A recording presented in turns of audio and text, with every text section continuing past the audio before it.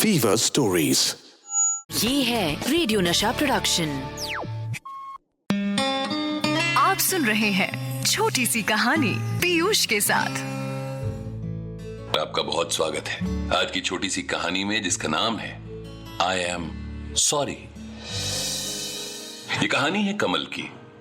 31 साल के कमल की लाइफ में सब कुछ अच्छा चल रहा था।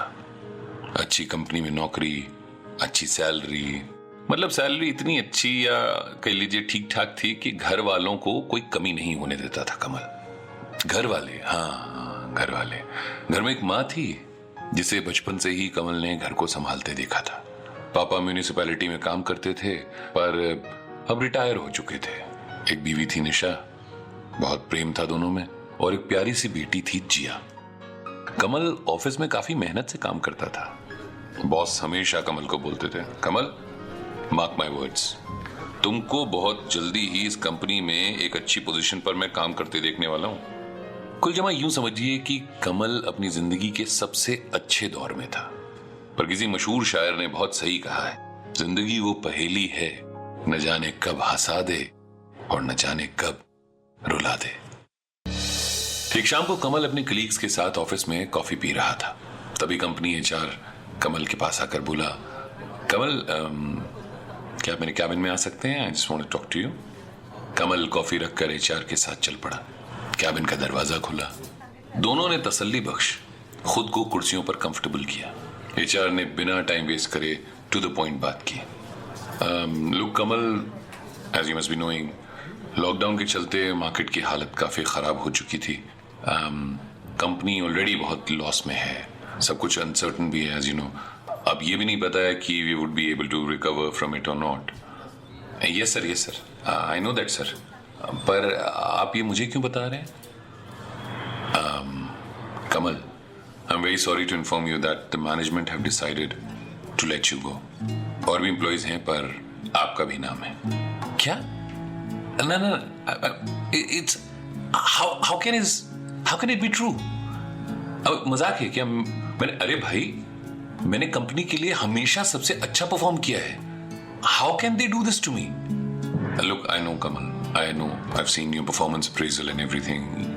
Every year you've been exceptional. पर काफी बुरा दौर चल रहा है। कंपनी ने डिसाइड किया है, करना पड़ता है। इस डिसीजन को लेकर मैनेजमेंट खुद भी खुश नहीं है, but please try and understand. अरे सर, मेरी पूरी फैमिली की जिम्मेदारी मुझ पर है, वो ऐसे कैसे कर सकते हैं? ये बोलता हुआ कमल एचआर के कैबिन से निकल गया। ऑफिस में सब लोग अपने काम में लगे थे। कमल के कलीग्स कमल को आवाज लगाते हैं, पर मानो कमल कुछ सुन नहीं रहा था। वो सीधा अपनी सीट पर जाकर अपनी गाड़ी की चाबी उठाता है और ऑफिस से निकल जाता है। कमल को समझ नहीं आ रहा था कि वो क्या करे। गाड़ी की चाबी उठाकर ऑफिस से चल पड़ा, पर समझ नहीं आ रहा था क्या कहे। वो कहाँ जा रहा है, गाड़ी किस रोड पर है, उसके दिमाग में चलती आंधी उसे सोचने का वक्त नहीं दे रही थी। और कमल के जहन में सिर्फ ये चल रहा था कि बेटी की फीस कैसे दूंगा, पापा का हर महीने टेस्ट होता है, अभी तक तो निशा के पास भी जॉब नहीं है, घर की ईएमआई, गाड़ी की ईएमआई, इंश्योरेंस कैसे दूंगा। ये सब कमल के दिमाग में चल रहा होता है कि तभी निशा का फोन आता है। चलती गाड़ी में कमल फोन उठाता है। फोन के उस तरफ उसकी बेटी जिया की आवाज थी। पापा? हाँ बेटा। पापा, मुझे ना वो जो हम गए थे ना मॉल, तो हमने उस शॉप पर जो गुड़िया देखी थी वो चाहिए मुझे, प्लीज लेते आना। तभी कमल की वाइफ निशा ने जिया से फोन लेते हुए कहा, अरे ले मत आना, सच में कहीं ले आओ। और कमल मानो सब चुपचाप सुन रहा था। उसे समझ नहीं आ रहा था कि क्या वो अपनी बेटी की छोटी छोटी ख्वाहिशें भी पूरी नहीं कर पाएगा। तभी अचानक गाड़ी डिवाइडर से टकराती है। फोन की दूसरी तरफ निशा को जैसे लगता है कुछ गड़बड़ हुई। कमल, क्या हुआ? और दूसरी तरफ से सिर्फ हॉर्न की लंबी आवाज आती है। इधर निशा कमल के फोन पर बार बार फोन कर रही होती है, पर 1 घंटे से फोन नहीं उठ रहा होता। कमल के मम्मी पापा, उसकी बीवी निशा और बेटी जिया सब परेशान होते हैं। तभी निशा के फोन पर कॉल आती है। Hello madam, I am sub inspector Jagdish. आप कमल जी के घर से बोल रही हैं?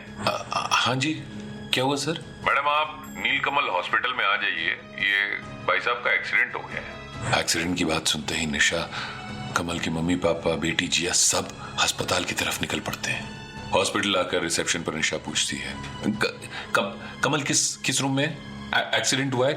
कमल शर्मा नर्स उन्हें बताती है, वो रूम नंबर 112 में है मैम। सब लोग रूम की तरफ दौड़ लगा देते हैं। जैसे ही वो रूम के करीब पहुंचते हैं, डॉक्टर बाहर आकर उनसे मिलते हैं। डॉक्टर, मेरे हस्बैंड कमल। निशा की आंखों से आंसू और सांसें जोर जोर से चल रही थी। डॉक्टर निशा को आराम से बैठाते हुए कहते हैं, टेंशन की कोई बात नहीं है, छोटा सा एक्सीडेंट था, he is fine.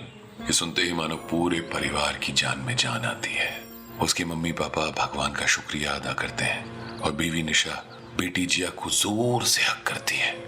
Nurse room का दरवाजा खोलते हुए बोलती है, आप मिल सकते हैं पेशेंट से, वो ठीक है। कमल बेड पर लेटे लेटे देखता है। मम्मी पापा, निशा, जिया सबकी आंखों में आंसू थे और चेहरे पर हल्की सी हंसी। आंसू शायद इसलिए क्योंकि कुछ वक्त पहले ही उनका सब कुछ जैसे लुट चुका था, और खुशी इस बात की कि वो सिर्फ वक्त था जो बीत चुका था और जो कुछ उनका अपना था वो अभी भी उनके पास था। तभी जिया कमल के पास आकर बोलती है, पापा आई एम सॉरी, मैंने डॉल मांगी इसीलिए एक्सीडेंट हुआ ना, अब मुझे नहीं चाहिए। कमल जिया को हग करते हुए कहता है, ना बेटा, I am sorry, I am really sorry. और वो मन ही मन सोचता है, नौकरियां तो और भी मिल जाएंगी जिंदगी में, पर अगर आज कुछ हो जाता तो ये सारे लोग मुझे ना मिल पाते और शायद मेरी जगह डॉक्टर इन्हें कहता। I am so sorry. ऐसी और कहानियां सुनने के लिए सब्सक्राइब करिए फीवर स्टोरीज, कहानियां ऐसी जो दिखाई दें।